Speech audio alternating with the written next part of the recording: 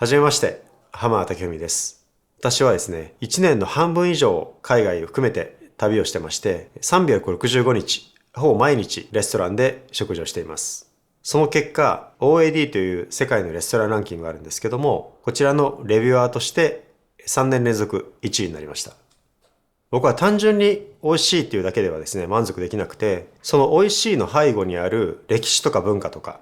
あとはそのシェフが紡ぎ出すストーリーに関心があります。つまり音楽を耳で楽しんだり、ビジュアルアート、絵画を目で見て楽しんだりというのと同様ですね、料理というクリエイティブ、クリエーションを舌で鑑賞しているというのが私が食を追求している理由です。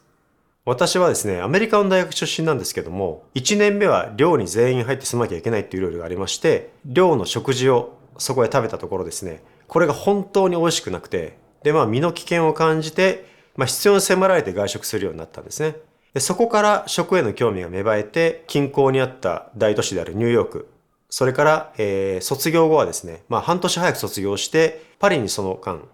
住んでまして、で、そこで初めてミシュランの星付きレストラン等に触れるという経験をしました。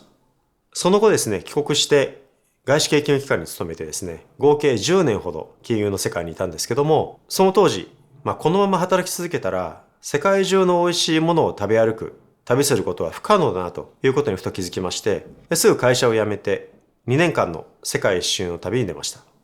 美味しいものがあるといえばもちろんヨーロッパが多いんですけども、そういうところからそれこそ北朝鮮とかですね、南極まで、隅々まで旅して食べ歩きました。私が YouTube を始める理由第一には、頑張っている生産者さんや料理人さんを応援したいというのがあります。私はですね、自分が作るということにはあまり興味はありません。あくまで食べ手という立場で料理を楽しみたいと思っています。食べ手という立場が成立するためには当然作り手、作る側の方がいらっしゃらないと話にならないわけですね。なのでそういう意味においても作る方々の応援をしたい。その中でも本当に正当な評価が得られてなかったりとか、過小評価されていたりとか、まだ若い方だったりとかして世間に見つけられてない、発見されてない方、こういう方々を紹介したいというふうに思っています。で、やっぱりですね、そういう生産者さんであるとか料理人さんが正当な評価を得て経済的にも潤うと。で、それがさらなる料理の発展に還元されるという形の経済サイクルが回っていくということが大事だと思ってまして、これがなくなってしまったら美味しいものを食べるも何もなくなってしまうわけですね。食べ手としての立場は成り立たないと。私が美味しいものを食べ続けたいという、私利私欲もあってですね。で、生産者さん、料理人さんの応援をしたいというふうに考えています。二つ目は、食を取り巻く様々な問題に焦点を当てたいからです。例えばレストランで通常食べててもよく料理人さんと話になったりするんですけども、料理界いろんな問題があります。皆さんご存知の通り、やはりその食の資源という意味におけるサステナビリティというのは一つ大きな問題ですね。あとはレストランということで言うと、労働環境の問題というのもあったりします。これらはですね、そういう意味では非常に高尚なことに聞こえるかもしれませんけども、突き詰めて考えると全てはレストランのサステナビリティ、レストランというビジネスですね、のサステナビリティというところにつながってくるのかなというふうに思っています。何かですね、大きな社会問題に取り組むっていう大冗談に構えることがなくてもですね、単純に自分が愛するレストランというものがサステナブルであると、そのレストランがあり続ける、美味しいものを食べ続けられるという状況を確保するためには、そういう様々な社会問題に敏感にならざるを得ないというのが現状だというふうに思っています。なので何かですね、偉そうなことを言うつもりは全くなくて、単純に美味しいものを食べ続けるためには、レストランというビジネスがサステナブルでなきゃいけないと。